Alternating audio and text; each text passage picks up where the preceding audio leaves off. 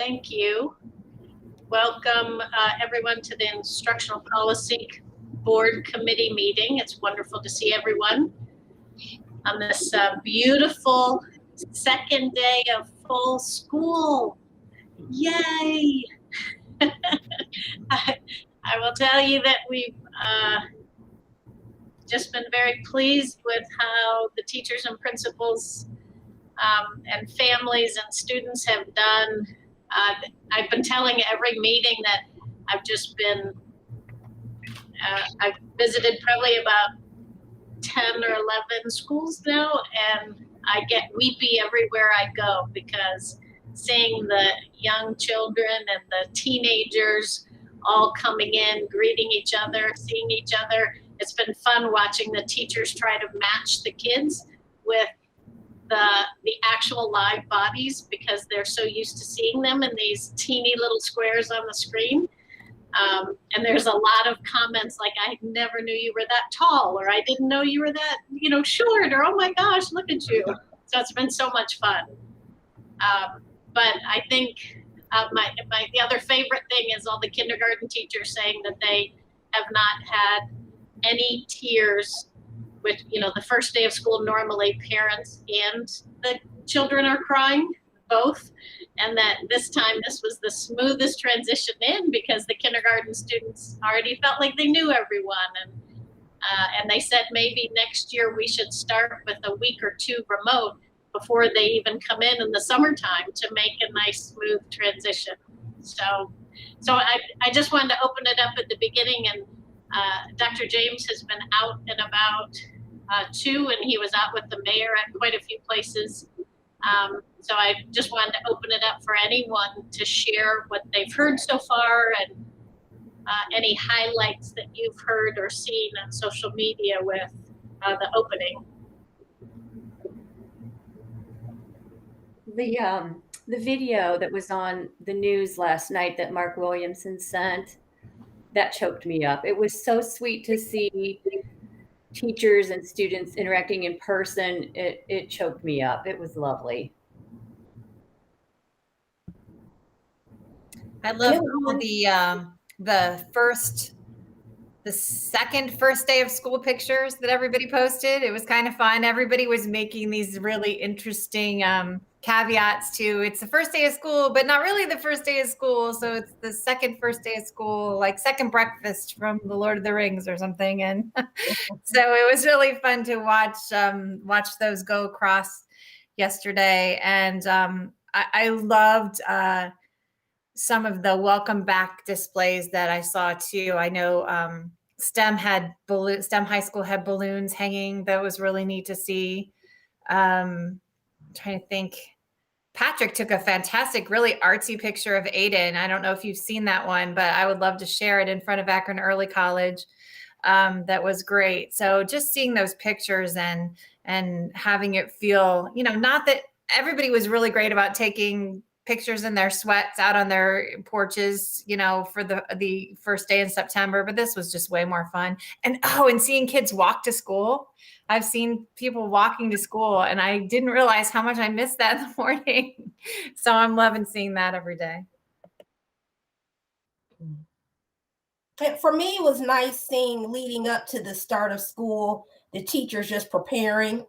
And I think Lisa, she mentioned, I as well saw a lot of the welcome back boards and whatnot. And I know there were some teachers at Booktel as well who dressed up and had balloons and, welcome banners. So it was nice to see that. Yeah, I just jump in quickly and say that, I've kind of lived vicariously through other people's experiences so far on this. So I'm looking forward to getting out and visiting some schools in the next week or two to kind of see it in person. I wanted to, personally, like I wanted to kind of let people kind of get into their groove first before we stopped in and say hi. But at this point in time, I don't think you could keep me away at this point because you kind of forget what it's like to have kids in school. Right. I mean, it's kind of, you kind of forget what that's like. And so I want to kind of get back now. It's become, it's become a novelty. Kids in school, it's kind of a novelty, So, and hopefully this time around it doesn't wear off, for the kids at least, right? But Ellen, I love the idea that you raised about, and I don't know if you were being joking or being serious about it, but the idea of like doing like a virtual introduction for kindergartners as a way to kind of ease transition, for that first day of school. I think that's, I don't know if you're kidding or not, but I thought that actually sounds like a great idea. So, but those are just my thoughts too. Yeah, I think the teachers that talked to me about it were dead serious. I think and it's probably not just kindergarten. If you think about it, now that we are one-to-one, and now that we all have these incredible digital literacy skills that are seamless, and families, that we'd have to figure out those new kindergarten, we'd have to have little boot camps probably, except if they came from our own preschool. Our own preschoolers in our early learning program, they're all one-to-one also. So they will come with all the skills to be able to hop right into kindergarten. So I think we should definitely talk about it, think about it, and use that as a way to help orient, because then we don't have barriers for transportation for families and schedules, that we could start that whole orientation early. So it's cool. And those are some of the things that a little bit later on the agenda is, kind of brainstorming with this group, other ways that we've, what has been the gifts of this year, of this pandemic, and of this whole learning environment and the different types of learning environments. What are the gifts? We started the conversation last meeting, but I want to just keep capturing what those ideas are that we learned from this year that we definitely want to make sure that we plug in and continue, or maybe even enhance, just like we're talking about. I do, before we go through just one agenda item from the next board meeting, and then just hear other updates from the reopening and state testing updates. There's just a quick update there.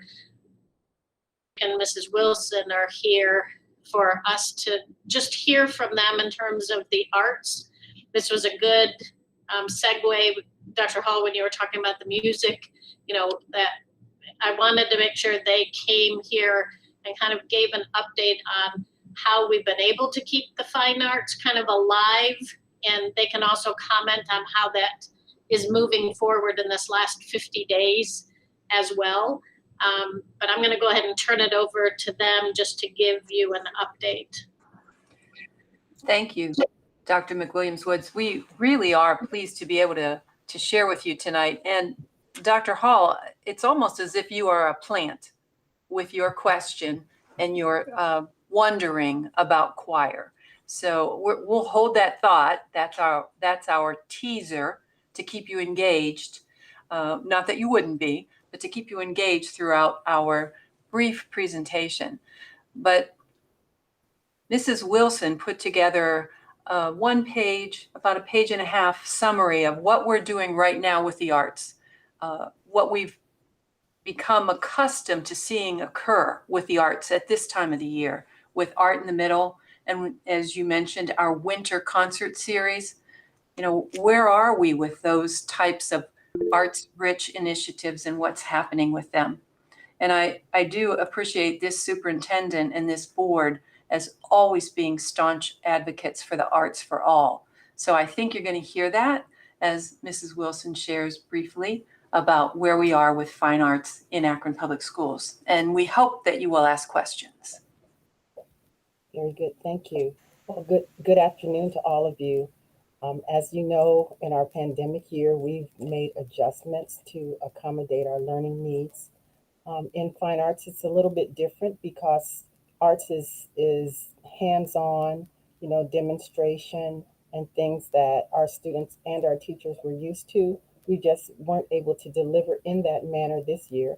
However, we developed new skill sets so that our students could still have the experiences that we wanted them to have through learning and presenting their artwork.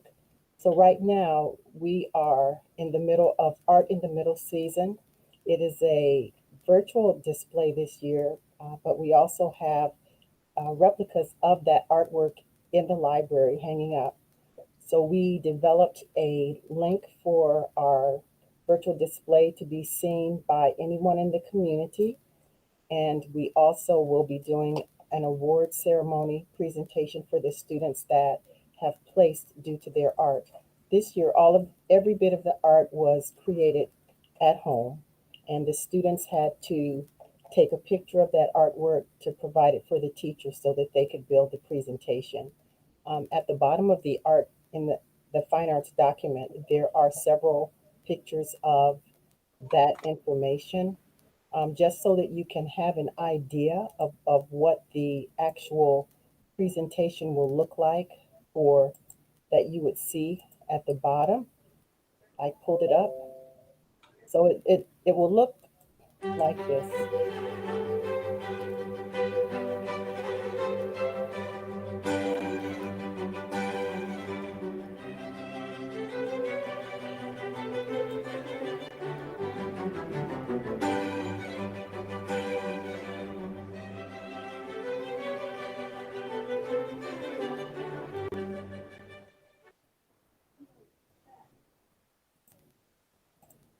So hopefully you'll get the link and you will take the time. And the one thing about our virtual presentations is that we don't close. They'll be open 24 hours a day, 7 days a week until the presentation comes down. It's due to come down at the library around April 16th. So we hope that you have an opportunity to see this, as well as possibly participate in our presentation for the virtual event, which will be held on March 25th at 4 o'clock. Now, the fine arts update document is in the agenda. It's in our update section. So you can click on that and all the links are there that you can check out. Go ahead, Dawn. I didn't mean to interrupt you there. No, that's fine. And so on that document, we have some still life pictures of the presentation that's hanging at the library. The actual link is available on our website for the version that I shared with you today. Now, for the winter concert series, traditionally, all of our secondary choirs, bands, and orchestras get together on a designated night, and each group performs by school.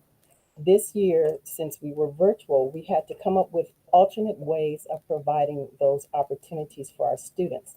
So one of the things that Dr. Hall referred to was being able to take those little pictures and put them together. We have a group of teachers who developed this skill set due to the pandemic, and they have been working really hard to make sure that as a part of our students' learning, that they provide that opportunity for performance through, in essence, building a choir or building an ensemble. Our winter concert series this year can be viewed in a variety of ways. We allowed teachers to present soloists, small ensembles, large groups, whatever they felt that they wanted to contribute to the programming. Although that is not the traditional way, we felt it was the best way in order to continue to keep those arts moving forward and allowing the students to continue to develop those performance skills as well as the fundamental skills that they needed in order to do a good job at what they do. So I have a clip of an example of the winter concert series. This particular school is East CLC, and this work was just like Dr. Hall said. Each student submitted a video and the teachers put it together to create the performance.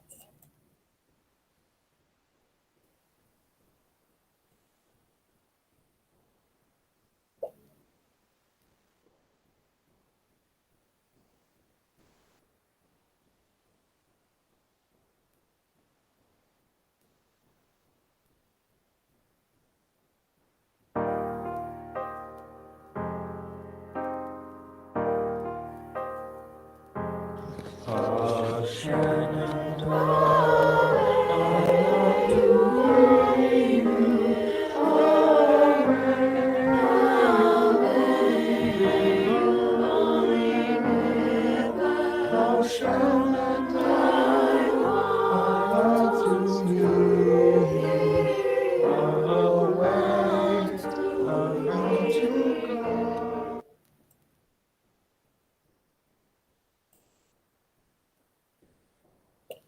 that's an example of what our teachers and our students were able to do this year. We worked very hard to make sure that they had the requisite supplies that they needed and the materials in order to create these out of the box performances and presentations. So next we have coming up May Festival. So look for some more of our virtual work in that realm. With that being said, as we continue to build on our students' learning and we work to build things through the summer, we're looking for engaging activities and opportunities for them in the arts through the summer and maybe through our summer offerings. So if any of you have any suggestions of things that we could do that will continue the learning and benefit our students, that would really be appreciated. So does anyone have any questions for me? Yes, Ms. Autry. Hi. Hi. Those are really great entries and presentations, a little bit that we were able to see. I was wondering how many entries were in the Art in the Middle program, and like how many different schools were represented? Okay. All of our middle schools are represented. We have a total of 111 entries from our middle school. So I will add to that. Each school could send, maybe 10 to 15 entries. Some schools sent a few more, some schools sent a few less, but by far the number that we have, exceeds the expectations, especially as we work through virtual means. Yeah, I had a question as well, Ms. Wilson. And I see Ms. Mansfield has a question too. I was just going to ask.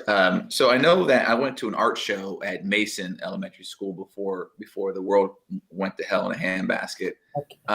and they had a really nice display in the gymnasium, and you could buy and the whole purpose was they were selling the art, right?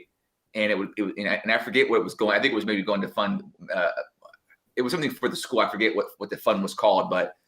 And then I know at Boys and Girls Club, we typically sell, the kids' art at our Aspire event, again, prior to COVID. My question is some of these pieces are, they're all talented, but some of these pieces are really good. And I just didn't know, is there, through this particular display or exhibit, is there a way where people can purchase some of these pieces, from, whether it's from the students or their family? And it's sort of analogous to what Mason did. Is there a fund that will be connected to, or again, I guess, what's the appropriate way if you were seriously interested in owning some of the pieces that are on display? What's the appropriate process to follow to try to do that, if that's even possible in this environment? Is my first question.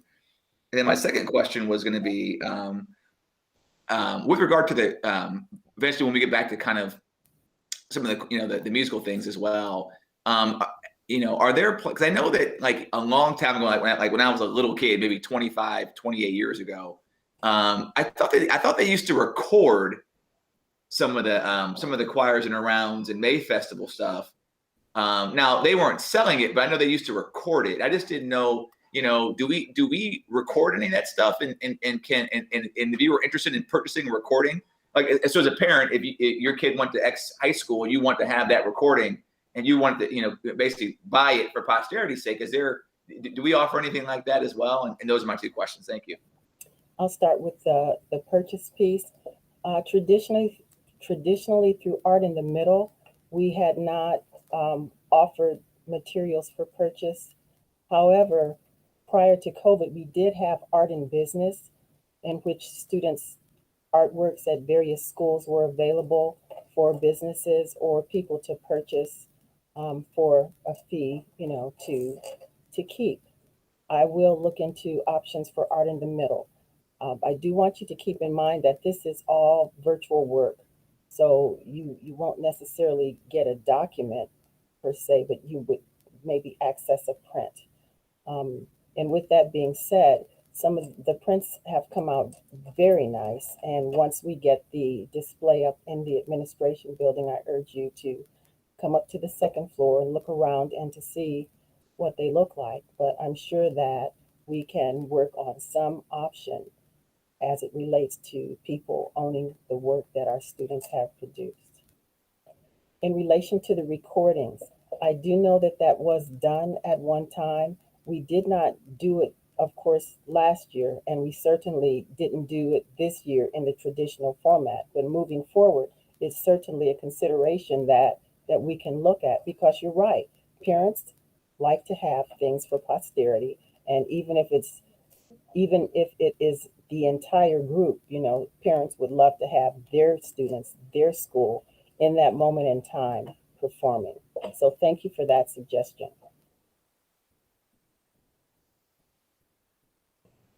And then Dawn, there was a question in the chat asking if they could have the invite to the virtual Art in the Middle show. Yes, you can have. Bruce can put that on our calendars if you want, on if that would be helpful. If we ask her to, I know we have a superintendent search that night, but you know, if it's at 4, we might be able to pop in for a bit. Okay, that will be fine. So I will make sure that you get the link to the gallery awards presentation, as well as the link to the gallery itself, and you can see a little bit more than what I shared with you today. And can I just throw out a couple other things real quick? I agree, Dr. Hall, that that Mason show, my office currently at work is full of different pieces that I've been on over the last couple of years. It's one of my favorites. So I'm hoping that comes back soon. Going to be a little self-serving here for a minute. Don't forget Curated Courthouse. We would love, love, love to be able to show student work anytime. We can sell it and put it directly to the students, or however you want that to be. So, you know, just to be a little selfish, I would love to be able to see that every day when I'm at work. And I've got a huge gallery up right now. It would be a perfect time for you to come see, Dawn. So you need to come down. I'll send you a note and we'll make a meeting. Also, one thing, Dr. Hall, is a lot of those videos, I think going back a couple of years, are available on YouTube, on our YouTube channel, just having had kiddos in the arts. It depends on copyright for the show. So you can't just buy a DVD of Les Mis, for example, because of copyrights. Those have to be bought specifically at the time through DVDs. So we can't stream those, but we've been, I know we've done May Festival on our YouTube channel. So that's a good way to go back and look at some if we're feeling sad and want to see everybody together in one place and lots of people close up. But this is a great update. I've been able to keep up with a couple families going through this. And I just got to say, those who aren't familiar with editing, either syncing all those students together to have them singing like we just saw, or editing it so that they is a Herculean task. I'm just incredible kudos to the staff who did that, whether it was the choir teacher themselves or someone else on staff, because that is just so much work. So thank you to them and congratulations. What a good job. Can't wait to see more. Thank you. Yeah, Dawn, thank you for your leadership too with this. This was a perfect time with all your own musical background and then your experience at Miller South, and then to be able to be in this position to help us through this remote transition has been incredible. But thank you so much. I'm sorry, I just had one more question. I'm sorry, for Ms. Wilson. So again, being selfish here for just a second, do we have a vault where we keep all kind of prior May Festival, for example, recordings, is like going back, 30 years or so? I mean, like, do we have that stuff in a vault somewhere? Like, does APS kind of save like a record of all that stuff? Yeah, and if there's a Garrett Hall solo, I want to see it. But if there's one of me dancing the Charleston at Harris, no. I'm wondering how personal this request is. Is he wondering if he could find himself in one of those? record. Well, I know that I did perform a May Festival with the Kent Stations dance group out of Roswell, Kent, back in 1989 or 90, something like that. I was just, but it just got me thinking, like, I mean, that may be blackmail material too, so I should be careful even mentioning that in a public session. But no, I was just curious because I know that I think it was Margot Snyder, Miss Snyder, going back a long time, was, as I recall, and again, obviously I never had a chance to know her. She was just kind of this larger than life figure that kind of reigned over everything that was kind of like anything that was, music related, whether it was Miller South or May Festival, she was like that person, right? So I know she's pretty passionate about all that. I just didn't know if she would have created, some provisioning for kind of having all that recorded, and that would be in a vault somewhere. I just was curious because, I know we keep old banners and stuff from high schools that don't exist anymore and stuff like that, and kind of a special area. I didn't know we had that May Festival stuff saved somewhere as well. Well, we don't have a vault per se as a vault, but we do have storage of our materials from past performances and concerts, not only of May Festival, but any sort of district performance. We do have some things available. But we would need a Betamax player, Derek. Hey, I don't have any Betamax, but I still have 3 old VCRs and a whole box full of VHS tapes. So I just could never throw them out. So yeah. That might work. I'm not sure about the Betamax. That's Well, thank you, Mrs. Wilson and Mrs. Dujik. We really appreciate it. You might want to put the maybe for the board, we could include we could send out that same fine arts update. If you want to just put the additional links right in that too, we could just send it out to the whole board. That'd be great. Thank you very much. Absolutely. Thank you. So just a couple quick updates. There's only one item in the board docs. Here, I'll cast my screen just so we can look at it together here. There's just one item that I pulled out from what will be on the board agenda on Monday, is the Akron Community Foundation. There's a grant listed here, and I just wanted to explain what this is, because this isn't new additional money. It's more the timing of the money that's coming. That we have, you all know, especially the Instructional Policy Committee, that we have the funds from the Akron Community Foundation to pay for the partner broker position for the middle school. That is going to work with the 600 some nonprofits in this area in Akron and just outside of Akron that works with the Akron Community Foundation. This partner broker position is going to help connect our middle school students with the nonprofits to do service learning projects, problem-based learning units, and to really build a similar type network of partners that we have for the high school with our business partners. And so the Akron Community Foundation committed $100,000 total to be able to bring this position on and support it. It's coming in chunks of money. So this money is another installment of the funds towards that full funding of that position that they've already committed, just so you understand that. So it's coming in just installments. Any questions about that before we move on?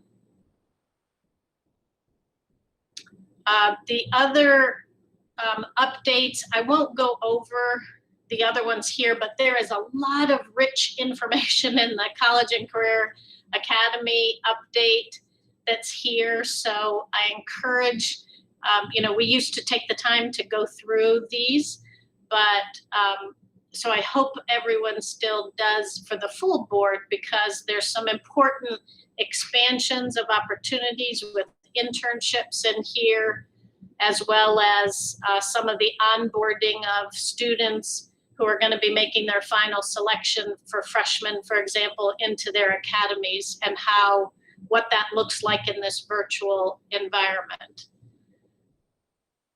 And then same thing for the I Promise School update that is here.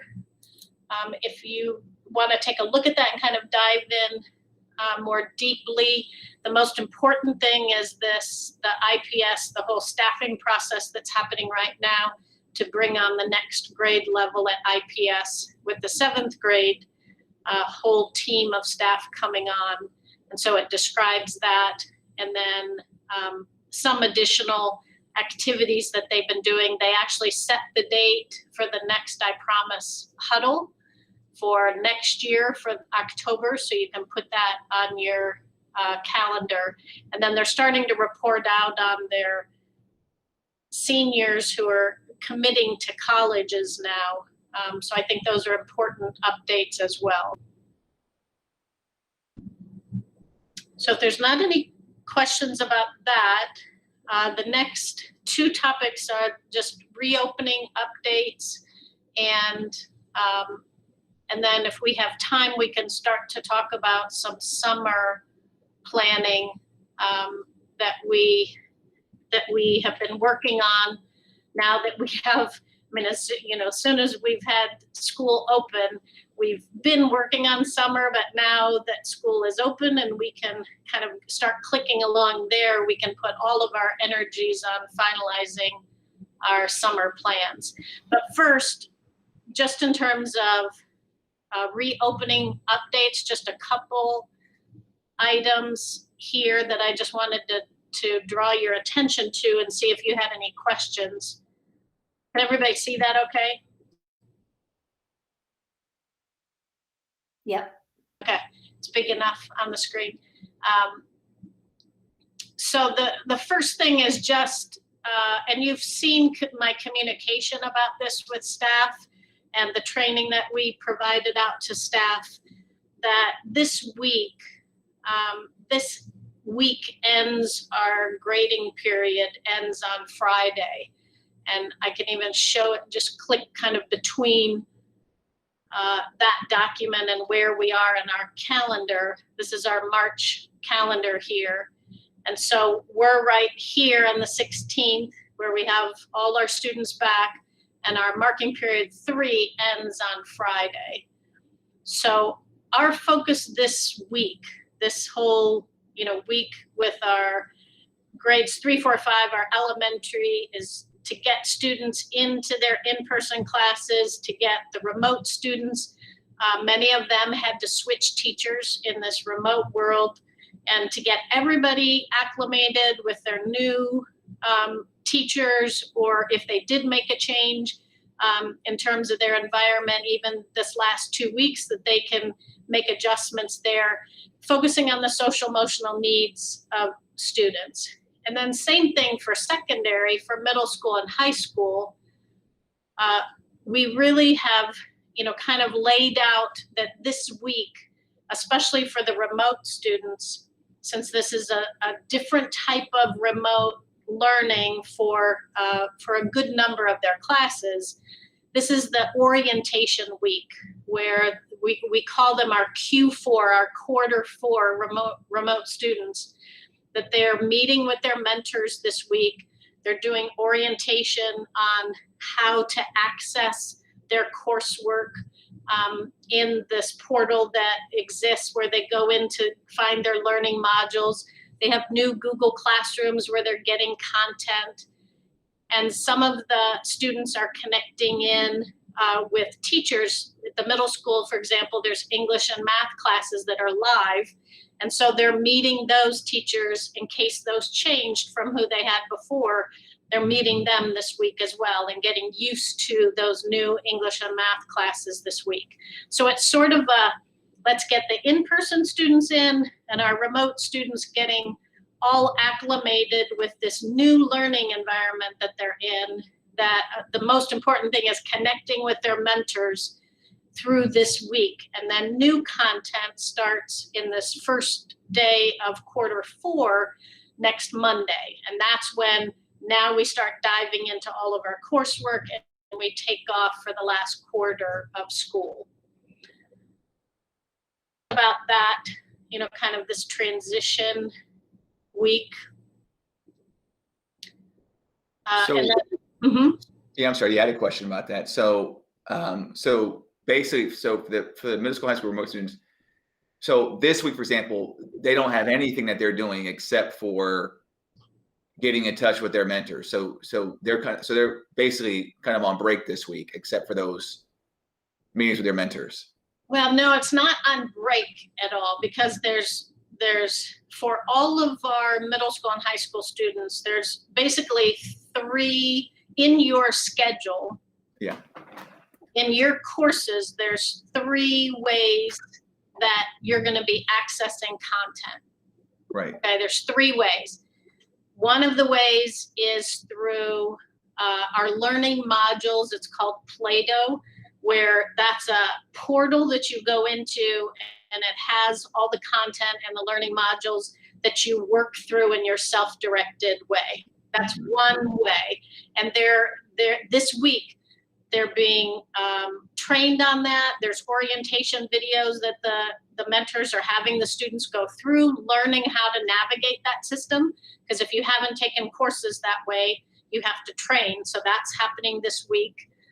So that they know by next week how to get in, how to navigate, how to find their courses, which learning modules they need to do. So all of that is happening this week.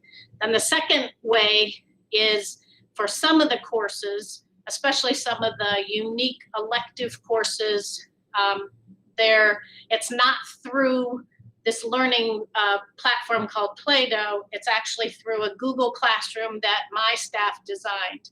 A lot of our career tech classes are that way because those didn't exist in Play-Doh. So we designed the courses. There's about 350 some courses that my staff designed.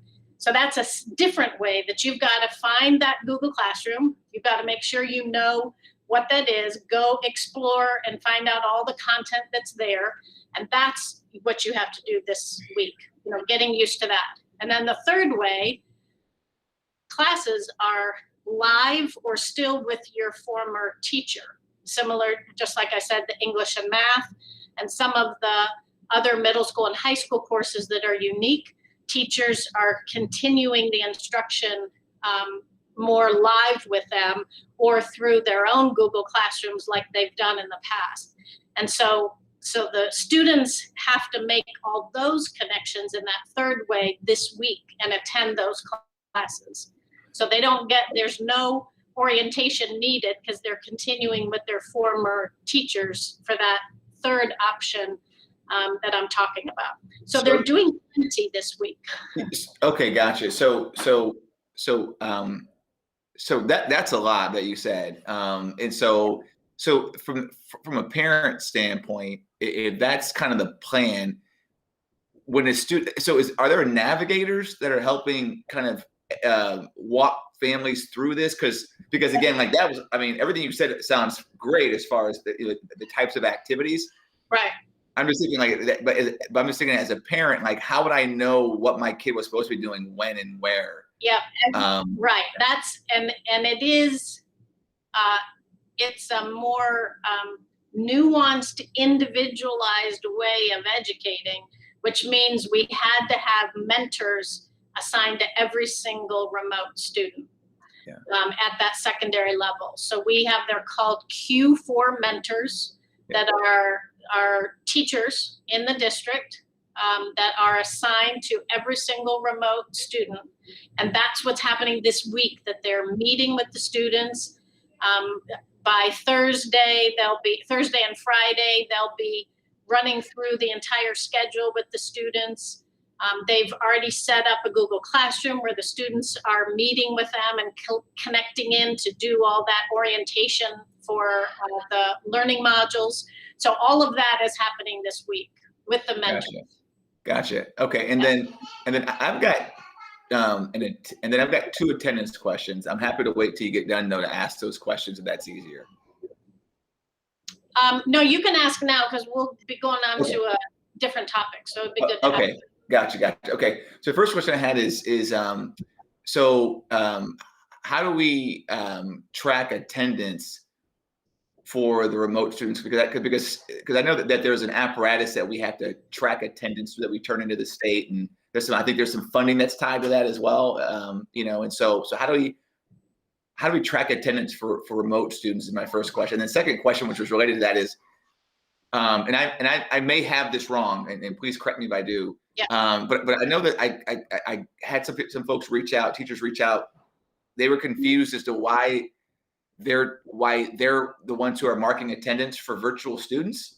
So I was confused by that as well, as to why we'd have an in-person teacher accountable for marking virtual students present when the in-person teacher doesn't know what the remote student is doing. See how confusing that is? I don't think I even asked the question right.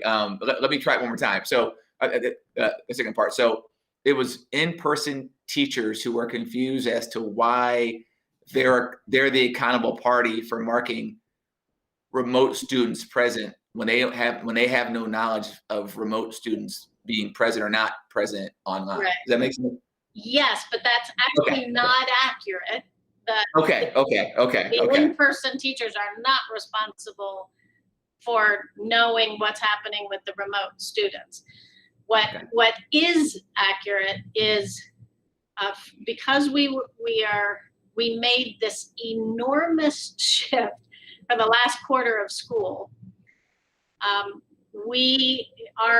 Our eSchool system, which is our learning management, our student information system that has all of our schedules and grades and everything in it. That's EMIS, right? EMIS?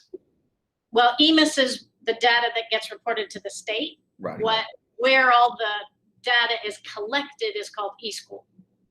So in eSchool, we have all of the schedules. Those are remaining intact for the remainder of the year, because it would have been impossible it would have had to happen in 24 hours time by the last day that we had remote to the next day that we started in person. We couldn't reschedule 21,000 kids, into all these new courses and environments and new teachers. So students are remaining on the rosters of who they've had all year, but attendance is being taken in a different way for remote students, and Mrs. Gijic can explain that in a second, because she's actually the lead for our district on how we're mapping out the attendance. But for like an elementary student, for example, they have a remote teacher, and that remote teacher is tracking attendance. The only thing is it's getting plugged back into, but not by the former teacher. A new remote teacher is responsible for the attendance, and it's just getting plugged into the roster back in eSchool for that former teacher. Okay. Gotcha. So it's just where it's located. But the old teacher is not responsible for knowing what's happening with attendance. Gotcha. Okay, because what got forwarded to me was a teacher that had gotten an email from a school secretary asking them to stop marking virtual students absent. And so that's where the confusing one, because like, wait a minute, like if the student is remote and they're not in my room, then they shouldn't be on my roster. Right. If they're on my roster, I'm going to mark them absent because they're not here in person. Right. But they are still on their roster. That's correct. But they're not responsible for marking absent or present. Right. So they shouldn't be marking anything for a student that is noted as being so not here or absent. Okay, gotcha. We don't have the student; they just leave it alone. Right. Okay, gotcha. Okay. And the good news is, which is actually part of my agenda, so I can let me just hop to that real quickly, and then I'll have Mrs. Gijic just talk for a minute about the secondary attendance for the new students, the remote students. So right on, I think it's important that whenever and this is, you've seen probably me write about this, that this is what the computer opens to every morning for every single staff member, secretary, teacher, custodian, everybody in the city. And right here, this is called the faculty toolkit. And right here is an elementary fourth quarter information. Okay. Or a secondary fourth quarter information. So there's a dedicated page that just talks about, how are we doing this transition, and how are we taking attendance, and how are we closing out grades, and how are we, and everything that we just talked about is described exactly what, and that's where we keep, trying to make sure we're driving people to this site. Okay. Because everything is here, and that's the way we're 100% clear that we're keeping consistent information. Because otherwise, if we don't all have it in one place, then this principal interprets this way and this way, then it's all over the place. Roger that. Gotcha. Okay. Thank you. So, Mrs. Chick, do you just want to talk for a minute about the secondary? Sure. There are two different, how we think about assignments. so there are two different ways. The middle school, where we have ELA math in person, that attendance for the ELA and math is expected daily and taken daily, and then reported back to a middle school secretary. In this case, Helen Zampelli is helping collect all of that. Because if our parents are expecting that a child is joining remotely for their ELA and math class, and they're a middle schooler, maybe the parents need to know when they don't join remotely. Right. So our accountability with our parents is critical for that blended, some in-person remote type delivery, and then all other in a virtual method. So for the virtual method, we're following the same procedures that we have in place now, we have the ability to look back and give credit when they have completed their assignments online within a time period. So that part really hasn't changed. The change is at the middle school for a remote student that still has ELA and math direct instruction during the school day. Gotcha. Yeah, and that is all, fortunately, the state mapped out how, kind of the allowable way to take attendance last spring, and then they tweaked it a little bit for the fall. But it really still applies even for the self-directed, that it's the presence of the student completing the assignments, being able to look back at whether they're completing their assignments and are they getting their appropriate progress, and then you can mark them attending. And that's all the guidelines the state set up on how to do that. Gotcha. Fortunately, and I'm glad it still applied regardless of whether it's live remote instruction or self-directed. We were able to continue the same process. Gotcha. I appreciate it. And then while we're on the topic of reopening, it's my last question, I promise. So in the schools, are there, I know the water fountains the kids can't use the water fountains, for example. And I'm gonna get made fun of this because somebody asked a water fountain question in a board meeting. We got made fun of in the paper for it, but I'm gonna ask a water fountain question, I guess. So if the water fountains aren't open, if I have that right, if they're not open, how are we providing water for students just during the day? If a kid says, "I'm thirsty, I need some water," I know the kids are being asked to bring water bottles of their own, I think is kind of what I've gotten. But I just was trying to understand kind of the water provisioning part as well. And I promise that's my last question.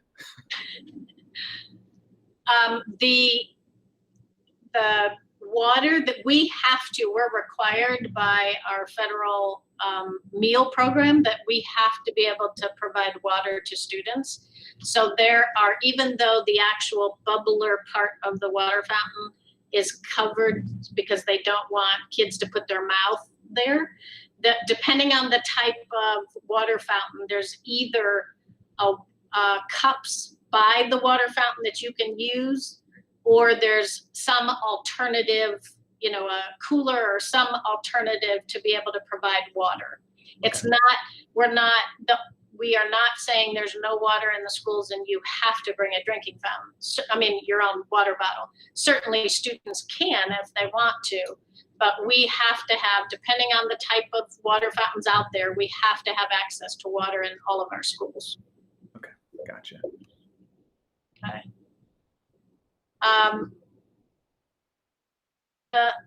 One other just important update, because this has been a huge focus of our time these past few weeks, since we opened last week and even that week before, is the issue of the family changes to the instructional model.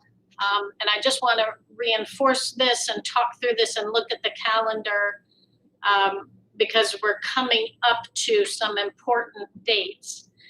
And this is directly copied from our family website that has information about making this change from remote learning to in-person or in-person to remote. So here, let me flip over to the calendar and show, we're here again. So we have the rest of this week and next week, where right now, if a family wants to go from in-person to remote, we are taking those on a daily basis through these next 2 weeks, and we're processing them as they come in. One of the reasons why we're doing it sort of live as they're coming in is that, and we knew this was going to happen, so this is how we designed it from the beginning, is that a number of the students, the families didn't send them in person. So they're not sitting in person and then the family's saying, I'd like to go remote. The students are sitting at home. So we don't want any breaks in instruction. So we have been processing the requests as they've been coming in and moving students to remote. It is putting a stress on the remote, class sizes and the remote. We've been adding some teachers to the remote because we've had some additional increase over to remote. At the same time, we're collecting requests from families who want to go from remote to in-person. In some buildings, it's going to be like a perfect switch where we have 10 students who've moved to remote and we have 10 students who want to come back in person. But let me show you the timing of when the other way, remote to in-person, is happening. So we get into April. We've been collecting them on a form that families fill out. So anytime a family says, I want to switch from remote to in-person, they fill out a form. The first week in April, so a week and a half from now, is where kind of the last 3 days, the 29th, 30th, and 31st, for families to request either way of a change. So now it'll be from, if they want to go from remote to in-person, or these are the last 3 days that families can ask for a change from in-person to remote. So kind of either way. And then we will process those requests on April 1st, which is right before spring break. We'll notify families on April 1st. We might, notify them also on Friday, depending on the volume of what we're doing, but that'll give us these few days to be able to process the requests. And then students would start in their new learning environments on the 12th. And then that will be it. After that, we are, we're cutting off all changes and requests after that. And the reason why this is so important is, especially the remote to in-person, is the class sizes, the social distancing limits. We can only put 24 kids in a class, period. We can't squeeze in that one more student because we're being so strict with our safety guidelines that once we have to make the change all at once so that we can see how kind of this switch happens, and if we may have to move some students to a different building and offer that to families, because we cannot go over that 24 limit. And we outlined all of that on the website. We outlined that on the forms that they filled out back in February. We outlined that again, where they have to click that they understand that by filling out and requesting in person, that doesn't mean they're guaranteed the same teacher they had before, or even the school that they had before, because once we hit 24, that's it, and we can't just squeeze another kid in. We kind of emphasize that we've been doing a nice job keeping up with the requests for families who want to switch from in-person to remote. As I said, we've been processing those almost on a daily basis as they've been coming in. But all of that will come to an end on this April 1st. Any questions about that? Because that's been the most questions that the Engagement Center and our remote programs have been getting is around the changes. So once that's processed, then they would start back on the calendar. So if you were going from remote to in-person, it's processed on the 1st, they're notified 2nd or 3rd, maybe the 5th or 6th, but then the 12th, they're back, they then come in person. Yeah. Okay, gotcha. Yeah. Okay. That first day after spring break is when all the switch will happen. Yep. And that's true for all grade levels then, is that 12? Right. Okay. Right. Gotcha. Okay. So even like, so I know that there are some schools that aren't, so isn't there a school that's on a different spring break? Is the STEM school or Akron College, are they on a different spring break? And yeah, STEM and Akron Early College High School are on the University of Akron schedule. Yeah. So their whole schedule is different. Okay. So we've been working with them just on how to adjust this timeline for them, because it's really not, this spring break is not the same as their spring break. And most of early college and spring and STEM, they really have kept, because they have unique classes tied to the university, especially early college, they will, their schedule is such that they've been able to keep those same university courses, same clicking along. For the most part, they've kept their same high school students and clicking along, just because their whole semester is shorter. Gotcha. So for example, so if you're a STEM high school student though, and you want to go from remote to in-person, are you also going to come back in person on the 12th, or is that delayed because of the schedule change? I believe it's before spring break. I don't have it on here because it gets confusing when I put those individual dates on here, but I believe it's the week before. Okay, yeah, because that was the one I sent you guys. That there was a parent that was trying to get. It was a STEM high school student that they had chosen remote, I think on accident, and wanted to come back in person, and we're trying to get that figured out. And they were told that they couldn't come back till like the end of April, and I was like, that doesn't sound right. Let me forward that along. Right. So that's why I'm asking the question, because I was a little unclear. Yeah. Okay. I just want to thank you, Ellen, for the consistency that we've seen, even though, the folks I've talked to that have reached out that wanted to switch it and couldn't, were, because of the consistency, were a little disappointed. All of them were pleased because they didn't get confusing messages. They were told the same thing universally. They were happy to know that they weren't being, held to a different standard, or that somehow it wasn't fair. They felt like it was really fair. It's difficult to tell people no, but I do appreciate the compassion that was shown to from staff, from Dan's staff and the Student Engagement Center all the way through. So thanks everyone for that, because just having those feelings for people and commiserating with them, even when you have to tell them a hard no, is important. So thanks for that. Right. So the only other two other updates I had, one we already covered, just because it was perfect. We could have paid Dr. Hall twice, since he did a nice segue to the topic, because the other topic was to show that elementary fourth quarter page and secondary fourth quarter page, which we already did. House Bill 67 was a continuation from what we talked about last time for state testing, and Mrs. Autry was very interested on, kind of how all this testing was going to come in. I believe it was you or Mrs. McKittrick that asked specifically about that. The House Bill 67, which will give us some of the graduation flexibility and some dates to extend testing, that's still sitting in committee at the Senate. So that hasn't passed yet. Still there, unless something happened this afternoon. That's the only, I didn't check this afternoon, except I did look up online to see right before I came on whether the Ohio Legislative Commission still listed in committee.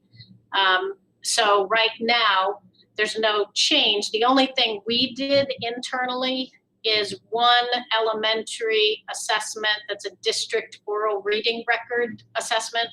We made that optional for teachers to give because it's required like right now. So kids would have come back and so we took that as an optional. The teachers can give that assessment if they want, but they don't have to. And then we'll pick up the final oral reading record at the end of the year because we use that as planning for all the summer programming that students need.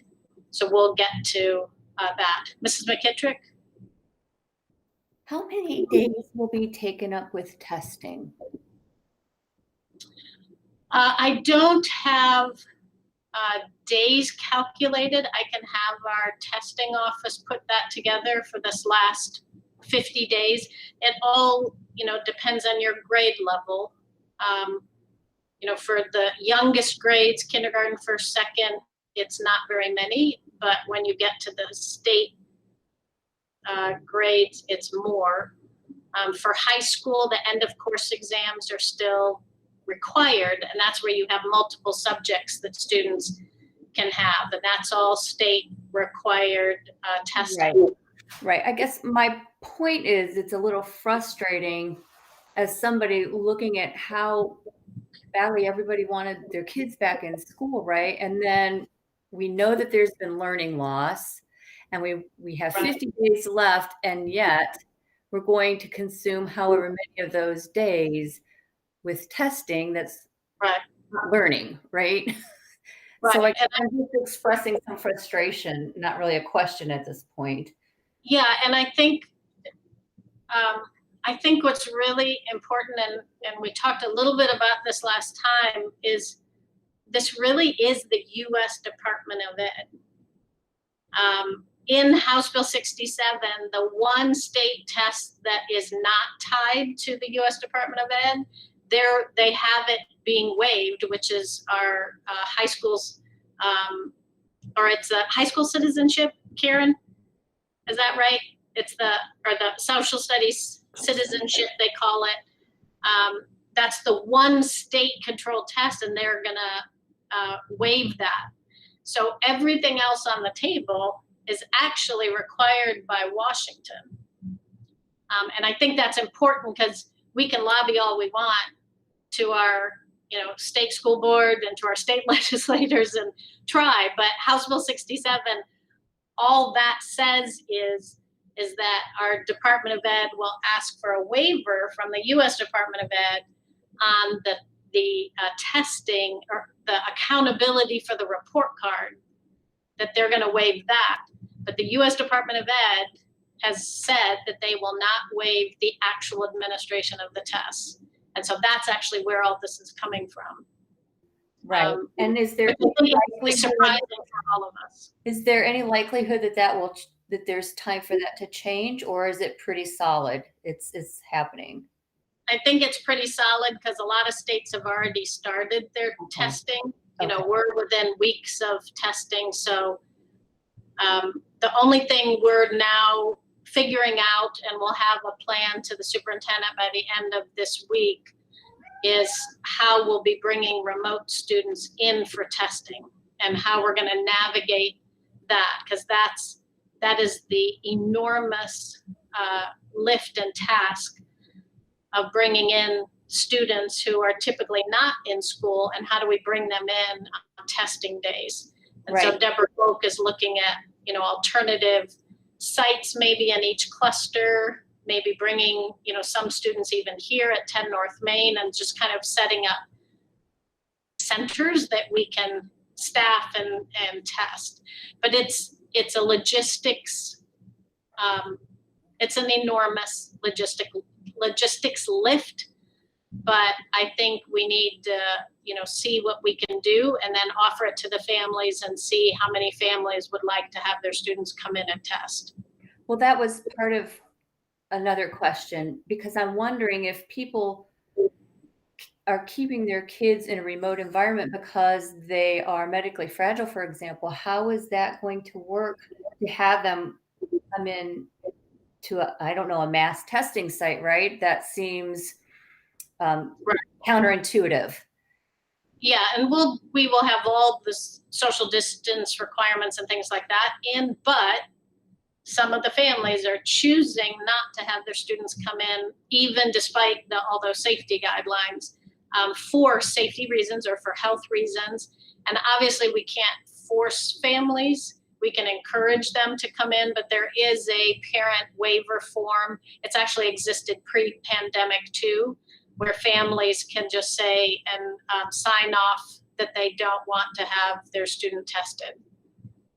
So we'll be able to put that in place for families who don't want to have their students come in. Right. Okay. Thank you. Any last, because we are over our time already, it flies by. Is there any other, Mrs. Autry, I have on the agenda a placeholder for the priority voucher list school update. And I put on the agenda that I've asked Mr. Harrington to be able to come and give some updates, or at least give written updates if he doesn't have a full-blown update at future meetings, so that we'll just put that as a standing agenda item. Okay, and we won't have time for the board perspectives on the lessons learned, but we have time to keep, I'll just keep that on the agenda for us to talk through. Okay, any other questions? All right, well, thank you so much. I appreciate seeing everyone. All right, take care, everybody. Kind of emails or texts if you have questions. Okay. Have a good rest of your night. All right, thanks, everybody. Appreciate it. Bye-bye. Thanks, Ryan. Bye-bye.